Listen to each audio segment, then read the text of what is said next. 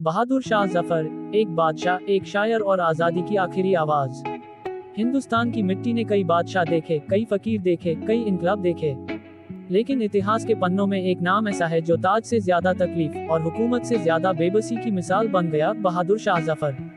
वह मुगल सल्तनत का आखिरी बादशाह था, लेकिन उसकी कहानी सिर्फ एक बादशाह की नहीं, बल्कि एक टूटे हुए ख्वाब, एक मजबूर शायर और एक लुटे हुए मुल्क की कहानी है।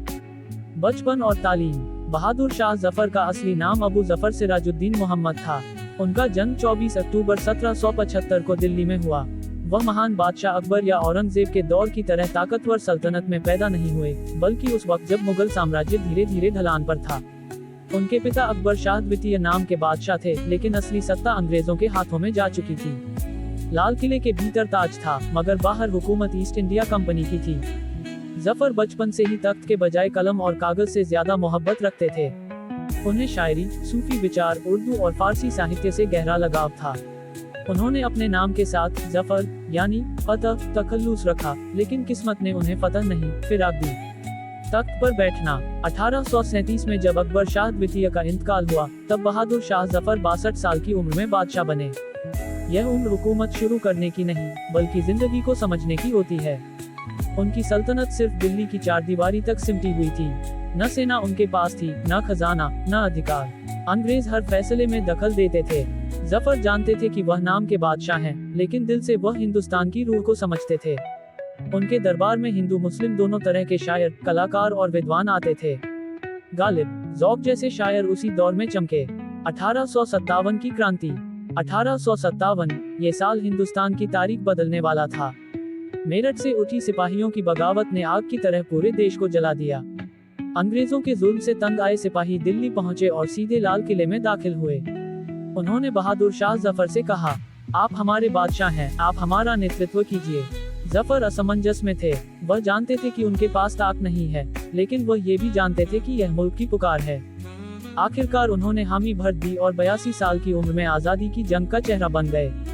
ये जंग दिल से लड़ी गई, लेकिन तैयारी अधूरी थी।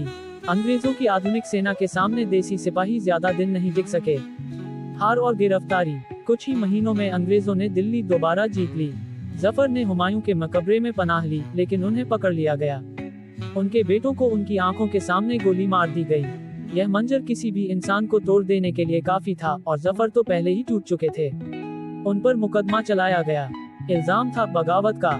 जिस बादशाह के नाम से कभी सिक्के चलते थे, वह आज एक कैदी बन चुका था। रंगून की कैद। अंग्रेजों ने उन्हें दिल्ली से दूर रंगून, आज का यांगून, म्यांमार भेज दिया। वहाँ न लाल किला था, न दरबार, न शायरी की महफिलें। बस एक तन्हा कमरा, बीमार जिस्म और टूटा हुआ दिल। यही उन्होंने वह दर्दनाक शेर कहा, जो आज भी रूह को हिला देता है। कितना बदनसीब है जफर, 2 गज जमीन भी न मिली कुए यार में। मौत और विरासत। 7 नवंबर 1862 को रंगून में ही बहादुर शाह जफर का इंतकाल हो गया। न ताज रहा, न तख्त, न मुल्क।